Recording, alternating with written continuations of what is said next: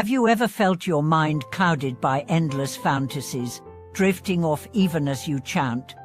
Have you ever struggled to remain fully awake during your practice, only to collapse into drowsiness? Hello everyone, and welcome back to our channel. Today we'll unravel how subtle mental entanglements and lethargy secretly sabotage our devotional practice, and reveal the astonishing instant awakening secret taught by Venerable Mengcan, an approach that turns distracted recitation into a seamless current of mindfulness and clarity. Many practitioners know the frustration. You sit down with pure intention to recite the Buddha's name, yet within moments, the mind escapes into daydreams about past regrets or future plans. Eyelids grow heavy, and before you know it, you're slumped, half asleep, agonizing over why you lack the energy to sustain a single heartfelt verse. This isn't mere lazing, as it arises from deep-rooted patterns of mental wandering and subtle forms of attachment that act like invisible tethers, pulling attention away from the present moment. Centuries ago, Venerable Mengcan encountered this very struggle himself. As a young monk, he disciplined himself in austere retreats, determined to cultivate unwavering concentration during any and faux practice. Yet the same obstacles plagued him: persistent daydreams, restlessness in the limbs, and an ever-present thought that settled over his mind like a damp blanket. Even after mastering complex visualization techniques, the moment he recited, his awareness would slip into a trance of confusion. One dawn, discouraged by his repeated failures, he wandered outside the monastery gates. In the pale light of sunrise, he observed a lone swallow awakening in its nest, its wings trembling as it prepared to take flight. An idea struck him. What if true awakening in practice mirrored that bird's own moment of readiness, an instantaneous unfolding of alertness born from deep inner stillness, not from force or strain?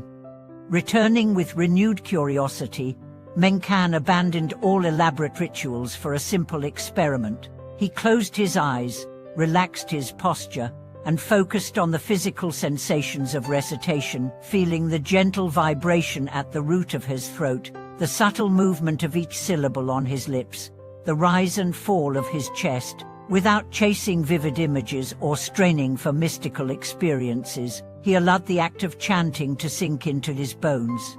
At first, the drowsy cloud persisted, but each time his awareness drifted, he would softly whisper a single word: "Awake." That tiny reminder became his instant awakening trigger. As he repeated it, not as part of the mantra but as a clear signal to his own mind, the fog lifted. His concentration snapped back, bright and stable, like the sudden arrival of clear morning light after a stormy night.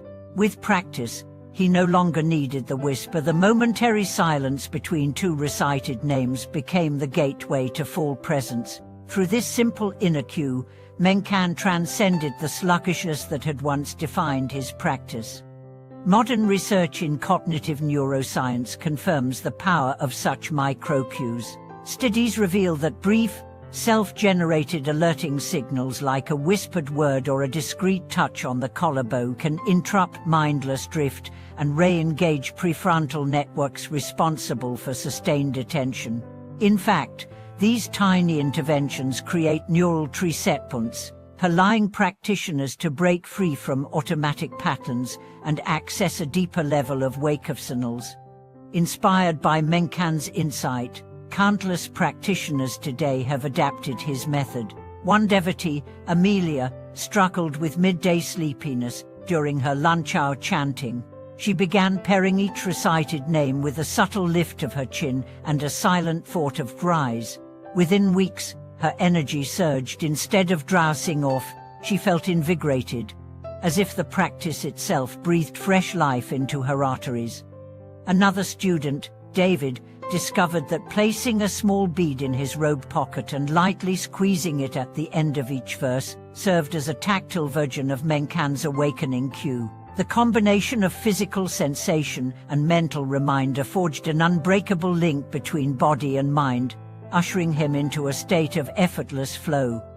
As we explore his legacy further, We'll share variations of Mengcan's instant awakening practice, how to customize the cue to your own physiology and daily routine, and how to integrate it smoothly into longer retreat sessions. We'll also hear personal stories of practitioners who transformed their entire spiritual journey by mastering this simple technique, moving from chronic distraction to unwavering focus.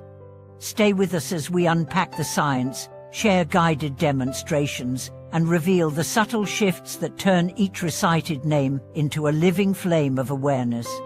As you explore Venerable Mengcan's instant awakening method more deeply, you'll discover that the key lies not in the cue itself, but in the wholehearted intention behind it. Each practitioner must find a trigger that naturally resonates with their body and mind. For some, a soft lift of the chin carries a subtle shift in posture that immediately engages spinal alertness. For others, a gentle tightening of the fingertips or a barely perceptible inhalation into the lower belly can serve as the spark that dispels mental fog.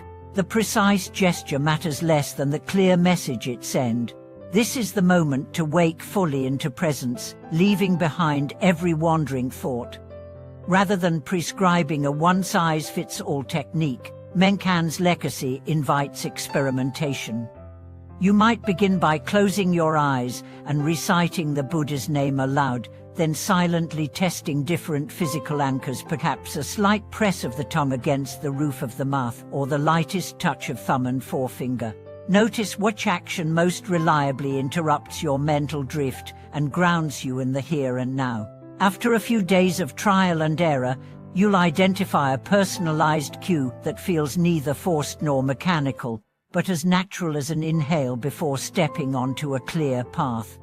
Once you've chosen your cue, dedicate a short session purely to refining this connection.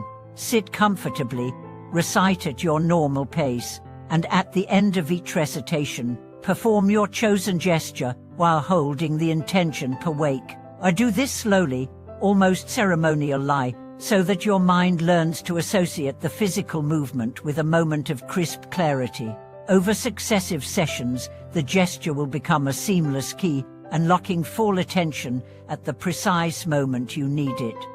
In daily life, the power of this practice extends far beyond formal chanting. Imagine returning home after a long day at work, exhausted and scattered. Before entering the door, pause, align your posture, and perform your awakening cue. As you step inside, you'll notice how your tired mind reads the shift and follows suit, replacing fatigue with gentle alertness. The same approach can transform mundane tasks. A quick gesture before washing dishes, preparing a meal, or taking an important call will reset your awareness, turning routine moments into invitations for mindful engagement. Group practice offers yet another dimension. In some monasteries, a subtle drum or bell strike at the end of each verse serves as the communal cue, uniting the energy of dozens of chanters in a single wave of renewed focus. As the sound fades, every participant instinctively brightens their attention, creating a collective field of presence that amplifies individual efforts. Even in secular settings, a shared chime or synchronized tap can foster a similar harmony, reminding everyone that genuine awakening is both personal and communal. Science continues to shed light on why such micro-cues are so potent. Neuroscientists have observed that brief, self-initiated alerts trigger the locus coeruleus, a small but powerful region in the brainstem responsible for regulating arousal and attention. Each time you execute your cue, you send a ripple through this network, amplifying the release of norepinephrine and sharpening cortical connections. Over time, these repeated activations strengthen the neural pathways associated with focused awareness, making it easier to access a flow state even amid everyday distractions. As with any powerful tool, mindful use is essential.